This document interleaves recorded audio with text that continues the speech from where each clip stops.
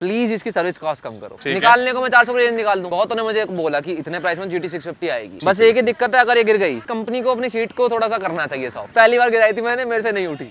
मैंने लोगों को बोला मैं उठवा दो प्लीज। निकालते मुझे बैलिस्टिक मिलना चाहिए। बैलिस्टिक के शौकीन हो तो थोड़ा लगता है कि मोटर हीट मार रही है पैरों तक, और बाय चांस अगर वो रेड में गया तो मोटर कट मारना शुरू कर देगी। एक ड्यूक से रेस लगानी पड़ गई। इतनी महंगी बाइक लेने के बाद मैं कोई भी आदमी डरेगा। मैं इसको एक हाथ से लीन कर सकता हूँ, इतना कॉन्फिडेंस है मुझे इस पे। 1 किलोमीटर पर परसेंट। सीट बहुत हार्ड है। आप रोड पे निकले और आपको लोग ना बोले या इसको ना देखे तो ही नहीं सकता। उसका फिर हमारे एक लोकल भी थी जितेंद्र, जो ब्लास्ट हो गए घर के अंदर ही। मतलब रैश ड्राइवर हो तो आपके लिए मजेदार बाइक। यहाँ से एक गाड़ी मैंने मारा था सीधा, ये सीधा ऐसे लटक गई थी और एथर ने आग पकड़ी, सीट पे उसके आग लग गई पर उसमें आग नहीं लगी। दिल्ली में कई जगह पे स्ट्रीट लाइट नहीं होती है, वहाँ पे बिल्कुल काम के नहीं है। तो दोस्तों आज अपने पास आ चुकी है अल्ट्रा वॉयलेट की F77 Mark II, जो कि अमन भाई लेके आए। अमन भाई क्या हाल है आपके? बस बढ़िया भाई, तुम सुनाओ। तो अमन भाई से आज हम जानने वाले हैं कि ये जो बाइक है इन्होंने अच्छी खासी चला ली है, इनका क्या एक्सपीरियंस है, पॉजिटिव क्या है, नेगेटिव क्या है, सर्विस इनको कैसी लगी है, रियल रेंज कितनी मिल रही है, अभी तक बाइक में कोई कमी आई है या फिर नहीं आई है।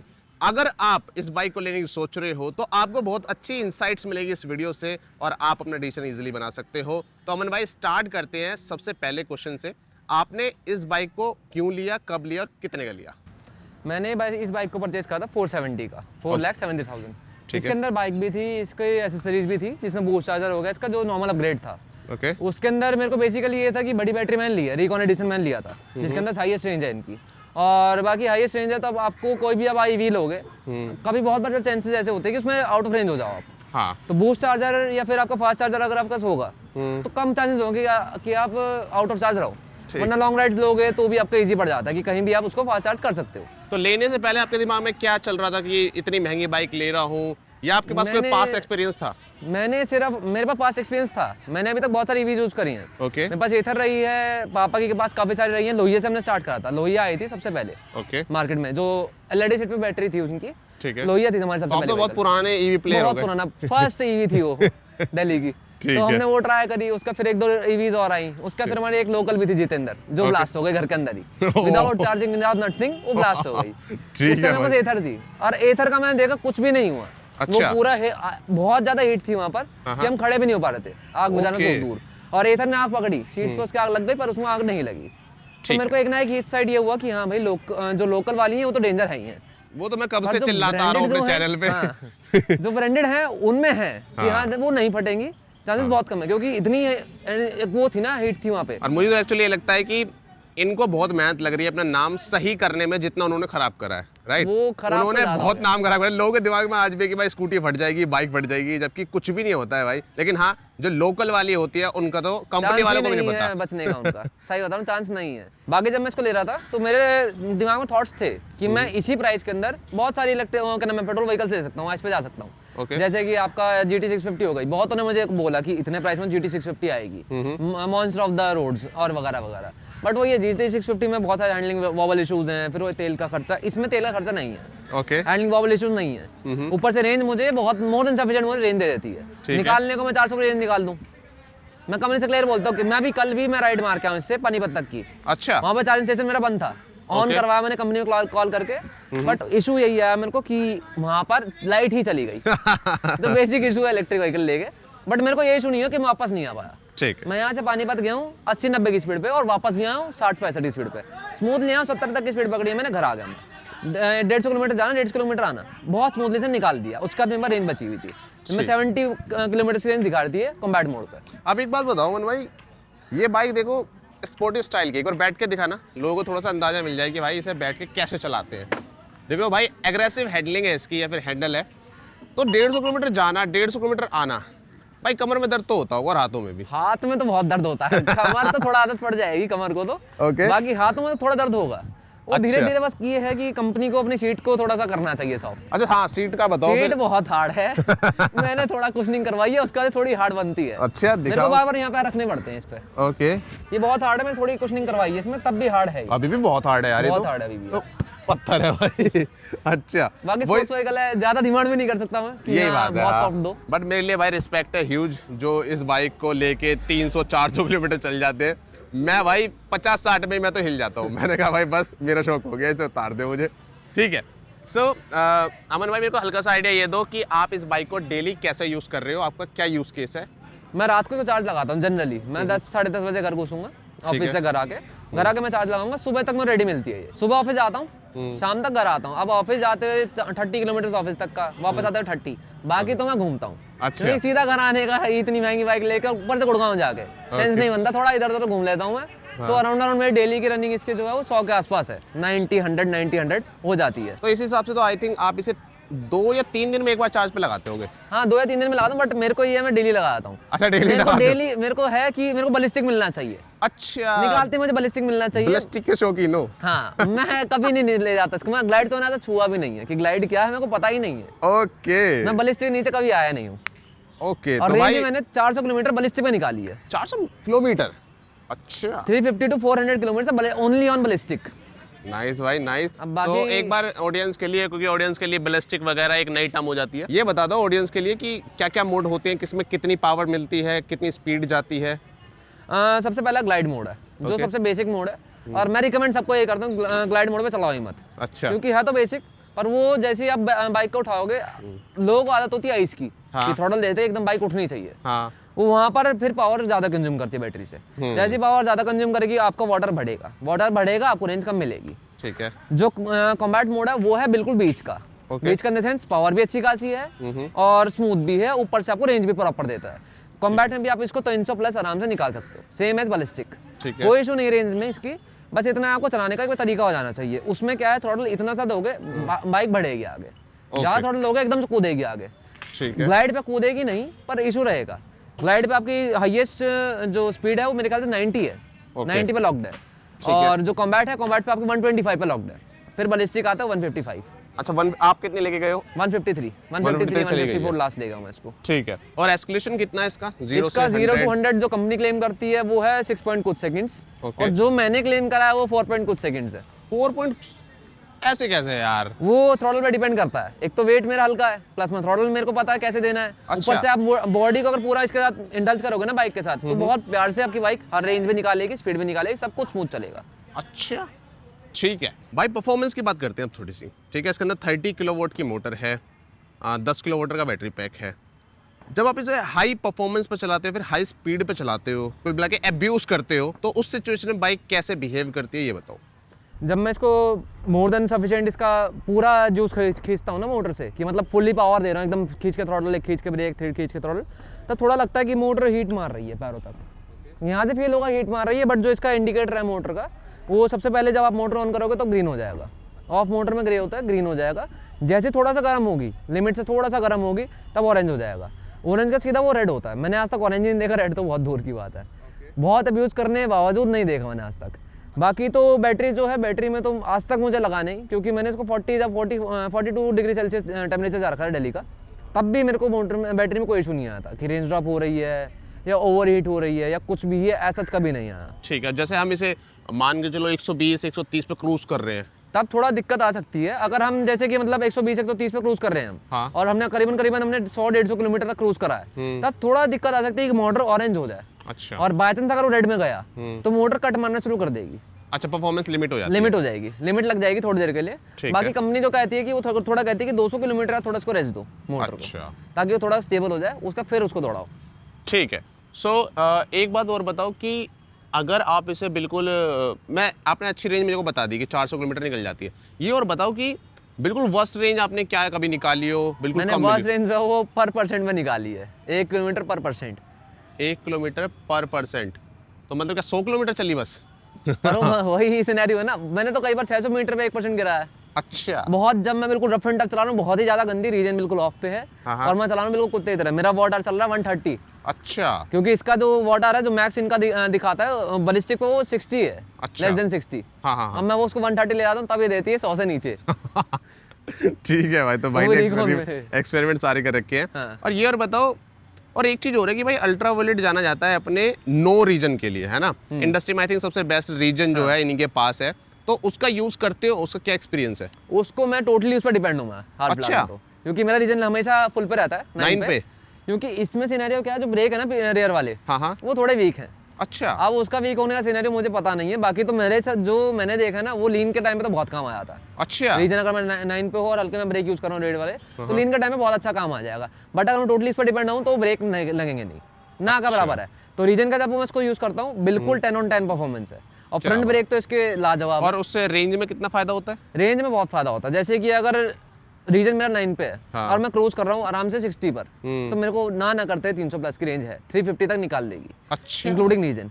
अब रीजन का क्या है, ब्रेक तो आप लोगे। अब मुझे पता है, मेरे को जैसे यहाँ पर रेड लाइट है और मैं 100 मीटर दूर हूँ, तो मैं 100 मीटर दूर छोड़ दूंगा इसको। यहाँ तक आते आते खुद ही स्टॉप हो जाएगी, बिल्कुल स्टिल आ जाएगी। तो मतलब काम की चीज है, बहुत अच्छी चीज है। ब्रेक यूज नहीं करने पड़ते आपको। और स्मार्ट फीचर्स बताओ जो काम के लगते हैं, जैसे रीजन बहुत बढ़िया लगा। और कुछ हो? रीजन बहुत बढ़िया है। बाकी इसका जो मीटर है, क्लस्टर है, इसके अंदर इनका जो वाटर है वो बेस्ट फीचर है। अच्छा। और बाकी जो इसकी हेडलाइट है, हेडलाइट इसकी खुद ब खुद एडजस्ट करती है। अच्छा। जैसे जब लाइट में जाऊंगा तो डिम हो जाएगी, जैसे ही थोड़ा रात होने लगेगी वापस अपने आप क्या नाम है फुल्ली हाई हो जाएगी। तो मेरे को हेडलाइट से इतना कुछ इशू आया नहीं, बस थोड़ी सी इनको इंटेंसिटी इसकी थोड़ी बढ़ानी चाहिए। ठीक है, क्योंकि दिल्ली में कई जगह पे स्ट्रीट लाइट नहीं होती है, वहाँ पे बिल्कुल काम के नहीं है ये। अच्छा, हेडलाइट का थ्रो की बात कर रहे हो आप? बहुत कम है, इंटेंसिटी थोड़ी बढ़ानी चाहिए हेडलाइट की। ठीक है भाई, जहाँ तक मुझे याद है कि मार्क 2 के अंदर कुछ ऐसे फीचर नहीं थे जो इन्होंने अपडेट से दिए थे। कौन कौन से फीचर थे? जो भी मार्क 2 में जो फीचर्स है ना अभी हाल फिलहाल में, इतना तो मुझे पता नहीं है मार्क 1 से मार्क 2 में क्या कन्वर्ट हुआ था। बाकी तो ये जो फ्लैप है ये प्लास्टिक का था मार्क 1 में। अच्छा। जो मार्क 2 में मेटल का हो गया। अब ये थोड़ा स्ट्रांग हो गया, उस टाइम बहुत वीक था। जैसे मैं इसको करूंगा तो खुलेगा नहीं इजीली, इसको थोड़ा सा स्ट्रांग कर दिया और ये काफी अच्छा फीचर है। अभी हम पार्किंग के टिकट्स वगैरह मैं यहाँ पर स्टोर कर लेता हूँ आते जाते टाइम, क्योंकि वो इजी रहता है। उसके प्लस में इसके स्टिकर्स वगैरह इन्होंने ऐड करे थे, पहले स्टिकर्स नहीं आते थे इतने। अच्छा। मार्क 1 में, तो मार्क 2 में स्टिकर्स ऐड हुए थे। और इसका जो रीजन लेवल है वो मार्क 2 में आया था, मार्क 1 में नहीं था। मार्क 1 में 3 लेवल थे, 9 लेवल आए थे। 9 लेवल मार्क 2 में आए थे। बाकी फिर इतने फीचर्स तो मुझे पता है, बाकी तो मुझे खुद नहीं आता क्या क्या आया था। ठीक है। और बाकी अभी इसमें यहाँ पर सीट के पीछे स्टोरेज कंपार्टमेंट दे रखा है, वो स्टोरेज नहीं है, वो चार्जर कंपार्टमेंट इसमें दो छोड़ रखा है कंपनी ने। अच्छा। जो ऑनबोर्ड चार्जर X47 ने लॉन्च करा है, होपफुली वो इसमें भी जल्दी आने वाला है। अच्छा। क्योंकि वो इसमें यहाँ पर स्टोरेज का प्रॉपर उतना ही स्पेस है जितने उसमें चार्जर का स्पेस डाल रखा है, स्लॉट डाला हुआ, क्योंकि मैंने इसको चेक करा था। और यहाँ पर ऑनबोर्ड चार्जर की स्पेस भी छोड़ रखी है। अच्छा। तो चांसेस है कि आ जाए। ये तो रहा, चांसेस है कि इसमें आ जाए। हाँ, समझ गया। ठीक है। सो अब बात करते हैं इस बाइक को जब आप यूज़ करते हो सिटी पे, हाईवे पे, तो चलाने में बाइक कैसी है? चलाने में बाइक बहुत सॉलिड है। सिटी में चलाने में स्ट्रगल होता है, मज़ा आता है, क्या लगता है? सिटी में थोड़ा स्ट्रगल है। ओके। Race brake. बाकी इसकी हैंडलिंग पोजीशन बहुत ज्यादा एग्रेसिव है, बहुत ज्यादा है। अगर आप प्रॉपर मतलब रैश ड्राइवर हो तो आपके लिए मजेदार बाइक है। क्योंकि कटिंग इसकी बहुत स्मूथ है, बहुत स्मूथ है। इसकी वॉबलिंग इशूज इसमें है नहीं, ग्रिप बहुत स्ट्रांग है व्हीकल की, तो आपको ऐसा कुछ फील नहीं होगा। पर अगर आप थोड़ा ओल्ड एज हो, आपको थोड़ा क्रूजिंग करनी है, लॉन्ग रूट पे जाना है, तो उसके लिए थोड़ा सा ये मुसीबत है, फिर आपको दूसरे मॉडल पे जाना पड़ेगा। क्योंकि एग्रेसिव स्टांस है, हाथों में दर्द होगा, ज्यादा लंबा चल नहीं पाओगे, समझ गया। सिटी में भी मैंने एक दो बार चलाई थी ना, तो मुझे ऐसा लगता है कि बाइक वेट बहुत ज्यादा, बाइक का वेट बहुत है ना। तो सिटी में जब आप बार बार टर्न लेते हो, थोड़ा सा आगे निकलते हो, पीछे आते हो, तो उसमें थोड़ा सा दिक्कत होती है। उसमें मेरे को बस बार बार पार्किंग वाला यूज करना पड़ता है, अगर पीछे लेनी है आगे लेनी है तो। बाकी तो टर्न में इतनी दिक्कत नहीं आती है। टर्निंग रेडियस का थोड़ा ज्यादा है, पर वो एक बार आदत डल जाएगी तो फिर दिक्कत नहीं आती। आदत डलने के बाद तो फिर बस एक ही दिक्कत है, अगर ये गिर गई उठाने के लिए 2 आदमी चाहिए। मिनिमम 2 आदमी लगेंगे। भाई 200 किलो की बाइक है, जिन्हें नहीं पता बता दूं, 200 किलो बहुत, 210 की एक्चुअल में 211 211 मैंने पहली बार गिराई थी, मेरे से नहीं उठी। मैंने लोगों को बोला मैं उठवा दो प्लीज। ओके भाई, वो इशू है इसका बहुत बड़ा। बाकी हमारी ऑडियंस जरूर से पूछेगी कि आपने इसमें क्या क्या मॉडिफिकेशन या फिर स्टिकरिंग कराई है, वो बता दो एक बार। मॉडिफिकेशन तो मैंने बेसिक ही करवाई है, स्टिकरिंग करवाई थी, जैसे ये डीमन का लोगो हो गया, ठीक है, टीपीएफ हो गई, इधर ट्यूनिंग करवाई है तो मैंने। पहले मेरा पूरा ग्लॉस में था। अच्छा। ये डिटेलिंग माफिया से पूरी ग्लॉस में कराई गई थी मैंने। अब फिर मेरा मूड चेंज हुआ कि मैं कहा ठीक है, टॉप जो टैंक है उसको मैट करा दूं, तो मैंने ये मैट करवाया, ये ग्लॉस में छुड़वा है। बाकी अभी ये पेंडिंग है, जितना भी ग्रे पार्ट है सारे मैं मैट में करवाऊंगा। अच्छा, ये सब बदलवाओगे? हाँ, ये इसको ग्लॉस से मैट में करवाऊंगा। ये बेसिक मेरी अभी तक तो है। ठीक है। और इस तरफ भी भाई ने एक बहुत बढ़िया 20 लिखवाया हुआ है भाई, जो मैच हो रहा है, ऐसा लग रहा है कि भाई कंपनी से ही आया है ये। ठीक है, बहुत अच्छी लग रही है। आगे भी लिखवाया हुआ है, भोलेनाथ का साइन है यहाँ पे। ठीक है। और सस्पेंशन की बात करें तो वो कैसे? सस्पेंशन बहुत स्ट्रॉन्ग है, फ्रंट वाले जो प्रीलोडेड है, ओके, और रेयर वाला भी आपका एडजस्टेबल है। अच्छा। अपने हिसाब से एडजस्ट कर सकते हो। जो कंपनी से आते हैं वो थोड़ा सा मीडियम में आते हैं। अच्छा। ना ज्यादा हार्ड ना ज्यादा सॉफ्ट। ठीक अब है। सॉफ्ट तो थोड़ा मैंने कुछ भी एडजस्ट नहीं करवाया, क्योंकि मेरे को जैसी पंप मिलता है मैं फुल थ्रॉटल दे के खड़ा होता हूँ कि ठीक है कूद के निकलेंगे। क्योंकि है स्पोर्ट्स बाइक में कूदाते हुए निकलता हूँ, तो अभी तक मैं वो ऐसा कोई सिनेरियो नहीं है कि ये लीकेज की प्रॉब्लम आए मुझे, क्योंकि मैंने 10,000 किलोमीटर को चला दिया अभी तक। ओके। तो मुझे कभी कोई दिक्कत नहीं आई कि मैं कोई भी दिक्कत आ रही है ऐसा सॉकर को लेकर। इस बाइक को लेकर कॉम्प्लीमेंट तो बहुत मिलते होंगे भाई रोड पे। कॉम्प्लीमेंट तो कॉम्प्लीमेंट ही है, अभी आते हुए 3 लोगों ने मुझे दिए हैं। अच्छा, एक ड्यूक से रेस लगानी पड़ गई हाँ, कॉम्प्लीमेंट के पीछे कि भाई कितनी पावर है, मैं कहा चेक करते। अच्छे, फिर एक दो ने बोला मेरे को नाइस बाइक कितने की ली, वही सिनेरियो है, पूछते तो बहुत हैं लोग इसको। शॉक नहीं हो जाते प्राइस सुन के कि भाई ये तो 4.5 लाख की है? सुनते ही वो फिर शॉक नहीं होता, वो सीधा बोलता है कि ठीक है भाई बाय। प्राइस बहुत ज्यादा है इसी को लेके। हाँ भाई ठीक है, हाँ भाई आम बंदा शॉक नहीं हो जाएगा, 4.5 लाख बहुत बड़ी अमाउंट होती है भाई। इसके बराबर में अभी कौन सी आई इसमें पता है आपको? रैप्टी वीवी आई है अभी, हमारे प्राइस में नहीं है। आइस में, पेट्रोल में, आइस में आएगी इसके बराबर। अगर परफॉर्मेंस देखूं तो ड्यूक थी 90, और प्राइस में देखूं तो अप्रिला आती है। अच्छा। जो कि परफॉर्मेंस में से काफी ज्यादा हाई है। अच्छा, but as compare to it ये ज्यादा बेटर पड़ेगी उससे। अब ये क्वेश्चन भाई दिमाग में मेरे चल रहा है और ऑडियंस के दिमाग में भी चलता है कि ठीक है आपने 4.5 लाख की ईवी ले ली है, पैसे जो पेट्रोल के बच रहे हैं उससे कोई फर्क पड़ता है या नहीं पड़ता है? वो सारे इसके मेंटेनेंस में चले जाते हैं। मेंटेनेंस कॉस्ट बहुत ज्यादा है। 7,000 में मैंने इसका सॉकेट चेंज कराया फ्रंट वाला। जो कंपनी वाला मुझे बोला कि सर इतनी जल्दी कैसे गिर सकते हो आप। अच्छा, तो मैंने बोला भाई चलाता है मैं ऐसा ही हूँ। तो उन्होंने बोला, एक दिन उन्होंने ट्रायल देखी कि मैं चलाता कैसे, उन्होंने बोला ठीक चेंज कराया आपने 7,500 पे। तो पावर बहुत ज्यादा है, तो वारंटी के थोड़े ज्यादा है। कंपनी को इन चीजों पर थोड़ा गौर करना चाहिए और थोड़ा सर्विस कॉस्ट की थोड़ी सी कम करनी चाहिए, क्योंकि मैं पेट्रोल इतना बचा रहा हूँ उतना मैं इसमें सर्विस में लगा दे रहा हूँ। चलो सर्विस का एक दो बार स्टार्ट से बात करते हैं कि सर्विस पहली कब हुई थी, उसमें क्या हुआ था वगैरह वगैरह सब कुछ बताओ। ठीक है, तो इसकी फर्स्ट सर्विस थी, 2 फ्री सर्विस होती हैं इसकी। ठीक है, फर्स्ट सर्विस में मेरे को कुछ भी खास खर्चा आया नहीं, उसमें आया था 800 कुछ रुपए, जिसमें लेबर मेरा फ्री था। और जो ये 800 रुपए था इसमें मेरा ऑयल चेंज हुआ था। इसमें ऑयल डलता है, ऑडियंस को नहीं पता होगा, इसमें ऑयल डलता है। इसमें जो मोटर है उसके आगे शाफ्ट लगी हुई है, ठीक है, पावर बढ़ाने के लिए। तो जो शाफ्ट है उसके अंदर शाफ्ट ऑयल डलता है। उसको आप ट्रांसमिशन ऑयल बोलो, गियर ऑयल बोलो या फिर शाफ्ट ऑयल बोलो, कुछ भी बोलो, तीनों बराबर हैं। तो एक वो ऑयल चेंज होता है, उसका ड्रेन प्लग चेंज होगा और नॉर्मल आपका वॉशिंग होगा, प्लग्स वगैरह चेक होते हैं इसकी, कोई ढीला तो नहीं है, कुछ तो नहीं है। और मेन इसकी सबसे बड़ी समस्या है इसके बोल्ट्स बहुत ज्यादा घूमते हैं। अच्छा, वाइब्रेशन थोड़ी ज्यादा है, पता नहीं चलेगा वाइब्रेशन, बट इसके बोल्ट्स गायब हो जाते हैं। अच्छा, मैंने काफी सारे बोल्ट से घूम करे, फिर जाकर लगवा कर लाया हूँ, तो वो सब चेक होता है कि कोई सा बोल्ट खुला हुआ तो नहीं है, सब टाइट तो है। फिर इसको जो टॉर्क दिया जाता है हर एक बोल्ट में अलग अलग, उसके प्लस में फिर इसके चेन क्लीन होती है, जो बेसिकली घर पे भी करनी होती है, बार बार करनी पड़ती है 500 किलोमीटर पे, तो वो सब चेक होता है। ठीक है, और सेकंड सर्विस पे कुछ खास नहीं होता, वही आपका चेन चेक होगी, उसके स्प्रॉकेट वगैरह चेक होंगे, जो कि वैसे वेरिएंट टेयर तो आता नहीं है 10,000 से पहले स्प्रॉकेट में, पर चेक होते हैं। हर 5,000 पे इसकी सर्विस होती है, और फर्स्ट सर्विस की 1,000 पे होती है, उसके फिर सीधा 5,000, फिर उसका सीधा 10,000। तो जो सेकंड सर्विस की कॉस्ट 400 रुपये है, जो कि खास है भी नहीं, नॉमिनल सी है। ठीक है, और अभी तक कोई बाइक के अंदर पार्ट में दिक्कत आई हो, किसी भी तरह की प्रॉब्लम आई हो, बाइक चली ना हो, कहीं बीच में रुक गई हो, ऐसा कुछ? ये तो हुआ था, बहुत खतरनाक था। मेरे को ज़्यादा टाइम हुआ नहीं था बाइक को लिए हुए, 1 महीना या 1.5 महीना हुआ था करीब। बारिश का टाइम था, बहुत ज़्यादा बारिश आ रही थी। ठीक है, तो ये इसको पता नहीं कौन सा ग्लिच आ रहा था, एकदम मैंने ब्रेक मारा और इसकी रेंज नहीं डाउन हो रही थी। रेंज डाउन नहीं हो रही थी। अब मेरे को भी डाउट में था, मैं चल चुका हूँ 30 किलोमीटर। अब मुझे नहीं समझ आ रहा, मैं कहा ये डाउन क्यों नहीं हो रही। तो मैंने बाइक को ऑन करके ऑफ करा की से, वो स्टार्ट ही नहीं हो रही है। अब मैंने कहा, मैं तो डर गया, मैं कहा पता नहीं क्या होगा। फिर मैंने कॉल करा, उन्होंने मुझे समझाया कि फ्यूज निकालो सर, ऐसे डालो सर, हो गई। तो मैं चल दिया था उसका, फिर इतना कुछ इशू आया नहीं था, छोटा सा ग्लिच था, हो गया था सही। ओके, पर डर गए हो गए ना? हाँ, मैं डर गया था, मेरा फर्स्ट एक्सपीरियंस था। इतनी महंगी बाइक लेने के बाद मैं, कोई भी आदमी डरेगा। बिल्कुल बिल्कुल, ठीक है। उसके अलावा कुछ और ऐसा कभी हुआ हो, कोई पार्ट वारंटी में रिप्लेस हुआ हो? पार्ट वारंटी में रिप्लेस मेरा अभी तो कुछ नहीं हुआ है। टूट फूट कोई हो, गिर गई हो बाइक, टूटा हो, बदलवाया हो? वो तो मेरा एक एक्सीडेंट हुआ है। क्या बदलवाया, कितने का बदला, कुछ मैं खास खर्चा नहीं आया था, क्योंकि मेरा सिनेरियो ये था ना कि सामने एक लड़की आ गई थी। गलती सारी उनकी थी, रैपिडो वाले की। अच्छा, डिवाइडर के पास लड़की को ड्रॉप कर रहा है। अच्छा। अब मैंने बस को ओवरटेक करा, अब मेरे पास इतना टाइम नहीं था मैं ब्रेक मारूं, मैंने फिर ब्रेक मारे, अब वो सीधा यहाँ पे हेडलाइट पे लगी। अच्छा, और हेडलाइट पे लगी, चलो मैंने बचा लिया। अब सीधा बाइक गिरी है, गिरते ही इसका जो फिन है ये मुड़ गया था। अच्छा, ये जनरली मुड़ ही जाता है, इसको क्रैश गार्ड बोलती है कंपनी।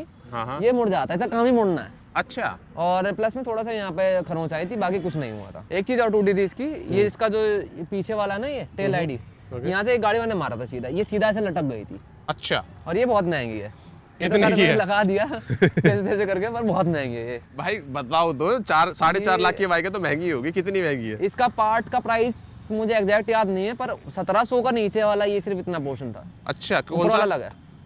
ये इसके भी 3 पार्ट्स हैं, एक बीच में मेटल का है, उसके बीच में फिर एक प्लास्टिक का है, फिर ये ऊपर प्लास्टिक का, और ये पीछे वाला अलग है। अच्छा। पीछे वाला पार्ट प्राइस 450 450, फिर मेटल वाले का अलग है।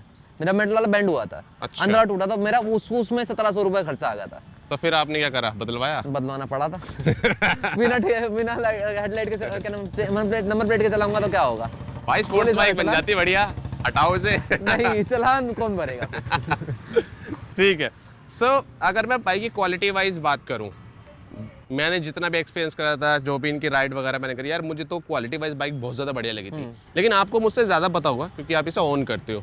तो बाइक के अंदर कुछ ऐसे पार्ट स्पेसिफिकली, छोटा बड़ा कोई पार्ट जो आपको लगता है कि हाँ भाई ये थोड़ी सी कमी रह गई या फिर ये इंप्रूव हो सकती थी? वो छोटे छोटे पार्ट्स हैं, जैसे कि मैंने इनको पहले ही बोला था। हाँ। एक चेन स्लाइडर है इसमें। अच्छा। जो चेन के बीच में लगता है। ठीक है। चेन और इसका जैसे स्विंग आर्म है बहुत बड़ा है, तो अच्छा। यहाँ पे लगता है, इस साइड में। ठीक है। नीचे यहाँ लगता है, तो उसमें चेन चलती है उस पे। अच्छा। अगर वो नहीं लगा होगा तो सीधा इस पे स्विंग आर्म पे टकराएगी वो चेन, जिससे चेन डैमेज होगी जल्दी। अच्छा। तो जो इनका पुराने वाला स्विंग चेन स्लाइडर था, वो सस्ता तो था, 100-120 रुपए का आ जाता था, बट वो चलता सिर्फ 500 किलोमीटर था। हद मार के 1000 चला ले कोई कस्टमर जो बहुत आराम चलाएगा, बट मैं तो उसको 300-400 किलोमीटर का घिस देता था पूरा। ठीक है। अब बार-बार 300-400 किलोमीटर सर्विस सेंटर घूमना मेरे लिए तो कोई समझदारी वाली बात थी नहीं। ठीक है। तो मैंने काफी उनको बोला, मेरे अलावा कई कस्टमर ने और बोला था, तो उन्होंने सुना और फीडबैक लेने और उन्होंने नया दिया। अब जो लगा हुआ नया, अभी ये चल चुका है 4000 किलोमीटर, बट ये फिर भी अभी भी बचा हुआ है, ये रहा, अब ये फिर भी बचा हुआ है। समझ गया। इन्होंने चेंज करा, ये फीडबैक ले लेते हैं और फीडबैक अच्छी लेते हैं, फिर रिप्लेसमेंट देते हैं। ओके। और सर्विस सेंटर का जो सीन आपने बताया था कि सर्विस सेंटर में आपके घर से कितना दूर है? मेरे घर से service centre around 15 to 16 kilometre है। ठीक है। सो मैंने अपनी जो पिछली वीडियो करी थी ना एक भाई के साथ, वो बता रहे थे कि इनकी पिक एंड ड्रॉप सर्विस भी है, वो भी है क्या दिल्ली में? ड्रॉप सर्विस भी है, दिल्ली में नहीं है, इसका 30 किलोमीटर तक का है। अच्छा। 30 किलोमीटर तक फ्री है। और उसका चार्ज होता है? नहीं, घर से उठाएंगे, घर पे देके जाएंगे। ठीक है। यूज करिए आपने? अगर आपका कुछ वो खराब हुआ, आपने RS बुक करा, हाँ, तो घर से पिक एंड ड्रॉप फ्री है। बट अगर आप सर्विस सेंटर से बोलते हो कि मेरी बाइक ओके है, बट आप आकर यहीं से उठा के यहीं से छोड़ के जाओ, तो उसका चार्ज लेते हैं वो। अच्छा, चार्ज लेते हैं वो। RSA का चार्ज नहीं है। अगर आपकी बाइक ऑफ हो गई है किसी भी एक्सवाइजेड रीजन से, ठीक है, इसमें कोई ग्लिच आया या कुछ और है, आप रन नहीं कर पा रहे इसको, तो क्या नाम है, service centre free of cost pick and drop देता है। ये स्पेशल चीज है हर एक कस्टमर के लिए, जो भी इसको खरीदता है, ये कोई खरीदने सोच रहा है, ये जो पार्ट है ना, ये कंपनी को चेंज करना चाहिए। ठीक है। ये पार्ट है तो अच्छा, ये ठीक है, इसका यूजेबिलिटी है, बट इसका जो माउंट है ना, इसको फुटरेस्ट माउंट बोलते हैं, ठीक ये है, बहुत जल्दी टूटता है। अच्छा। अगर आपकी बाइक हल्की सी भी गिरी है, कोई पार्ट नहीं टूटे, सबसे पहले ये टूटेगा। ठीक है। और इसकी असेंबली अराउंड 1500 रुपए की है। ओह, एक साइड की 1500 की, दूसरी साइड की और पता नहीं कितने की है। मैंने एक साइड चेंज कराई थी, मैं तो थक गया था उस टाइम। मैं कहा भाई 1500, मैं कहा ये सिर्फ इतना पोर्शन लटकेगा और कुछ नहीं होगा, उसमें आपको 1500 रुपए खर्चा आ जाएगा। अच्छा, ठीक है। अब मैं जैसे इसका मैप खोलूंगा, मैप इसका आधे घंटे में चलेगा, कम से कम आधा घंटा, और अगर चल भी गया नहीं तो बीच में गायब हो जाता है। अच्छा। मेरे को जो रीजन लगता है इसका, वो रीजन मेजरली ये है कि ये सैटेलाइट से चल रहा है। अच्छा। इनका मैप मेजरली सैटेलाइट से चलता है, LTE यूज ही नहीं करते हैं। ओके। अगर ये LTE यूज करेंगे तो मैप चल जाएगा। बाकी मैपल्स इंडिया का है तो ठीक है, कोई दिक्कत नहीं है, बट देखो वेटिंग फॉर नेटवर्क आ रहा है। हाँ, इतना टाइम इसी पर रहेगा, इसी पर रहेगा, नहीं चलेगा आगे। अच्छा। बहुत रेयर में होगा कि चल जाएगा। बाकी कंपनी बोलते थोड़े छोड़ो उसका चलेगा, पर नहीं चलता इसका मैप। मैंने इसी वजह से फ़ोन माउंट लगाया। अच्छा, फ़ोन यूज़ कर रहे हो? मैं फ़ोन यूज़ करता हूँ जनरली, नहीं चलता मैप, चांस ही नहीं मैप चल जाए। ठीक है। पवन भाई, आपने डिटेल में सारी चीज़ें बता दी, सर्विस से लेके एक्सपीरियंस आपका जो भी रहा है, मुझे अच्छा लग रहा है भाई, ऑडियंस को भी डेफिनेटली अच्छा लग रहा हो, काफ़ी हेल्पफुल वीडियो उनके लिए होगी। और हाँ भाई ऑडियंस, आप में से जो भी वीडियो देख रहे हो उसे लाइक करो, चैनल को सब्सक्राइब और हाइप भी मारो वीडियो को।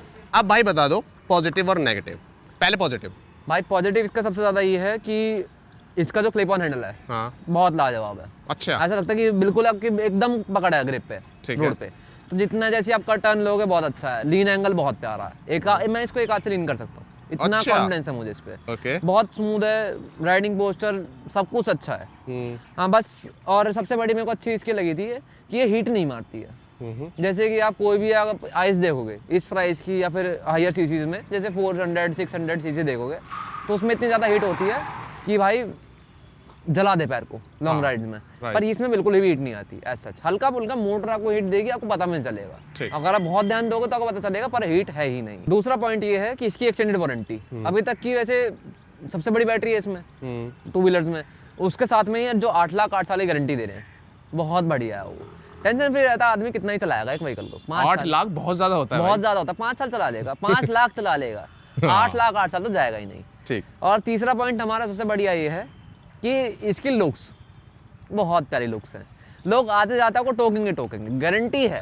आप रोड पे निकले और आपको लोग ना बोले या इसको ना देखें, हो ही नहीं सकता, चांस ही नहीं है। बाकी लास्ट इसका बैलिस्टिक मोड, अभी बैलिस्टिक प्लस आने वाला है, मैंने अभी तक ट्राई नहीं करा है, बट बाकी होपफुली शायद इस महीने अगले महीने आ जाएगा। बट अभी जो इसकी पावर है ना वो अल्टीमेट है।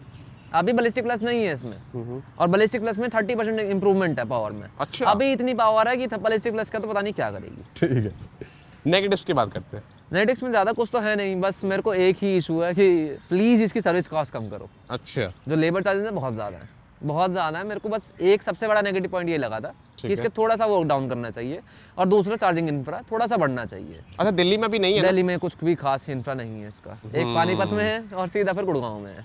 अच्छा, हाँ भाई, इतनी महंगी बाइक का charging network, EV charging network तो होना ही चाहिए। ठीक है, अब मेरे को ये बता दो 10 में से इसे कितना रेट करोगे, और दूसरे लोगों को ये बाइक सजेस्ट करोगे या नहीं करोगे? इसके एक तो स्पेसिफिक हैं कस्टमर्स, ओके। मैं सबको तो नहीं कर सकता, बट हाँ जो लवर्स हैं, जिनको स्पोर्ट्स फील चाहिए, जिनको एग्रेसिव लुक्स चाहिए और एग्रेसिव बाइक चाहिए, उनके लिए बेस्ट 10 on 10। बाकी जो कस्टमर जिनको डेली कम्यूट करना है, घर से आना है, घर से जाना है, इनके 2 और मॉडल्स हैं, उनको ट्राई कर सकते हैं, क्योंकि सेम मोटर, सेम बैटरी, सब कुछ सेम है। बाकी भाई ने काफ़ी अच्छा ऑनेस्ट आंसर दिया है कि भाई जो स्पोर्ट्स लवर है वही ले, नहीं तो बाकी पे जाए। ठीक है, और 10 में से कितने स्टार दोगे अभी तक के एक्सपीरियंस के अकॉर्डिंग? अभी तो 8। ठीक है भाई, थोड़ी ओके। इंप्रूवमेंट बनती है। चलो, वो कंपनी देखेगी भाई हमारी वीडियो और इम्प्रूवमेंट करेगी। और थैंक यू भाई हमारे चैनल पे आने के लिए अमन भाई। थैंक यू भाई। फ्यूचर में आपके साथ और भी वीडियो बनाएंगे। अभी भाई ने कितनी चलाई थी आपने? अभी मैंने 10,000 का भी अपने एक्सपीरियंस हो गया है। बाद में जैसे जैसे बढ़ेगा हम वैसे वैसे हम और वीडियो लेके आएंगे बाइक के साथ। बाकी अगर आपको भी ऐसा रिव्यू देना है तो डिस्क्रिप्शन में मेरा व्हाट्सएप नंबर है, दिल्ली NCR वाले आप मुझे व्हाट्सएप कर सकते हो, और मिलेंगे इसी तरह की नेक्स्ट वीडियो में। मैं भाई को फॉलो कर रहा हूँ 2021 से। बहुत अच्छा चैनल है, बहुत अच्छे इनसाइटफुल थॉट्स हैं भाई के। फॉलो करो भाई एवी ज्ञान को। थैंक यू भाई। वेलकम भाई।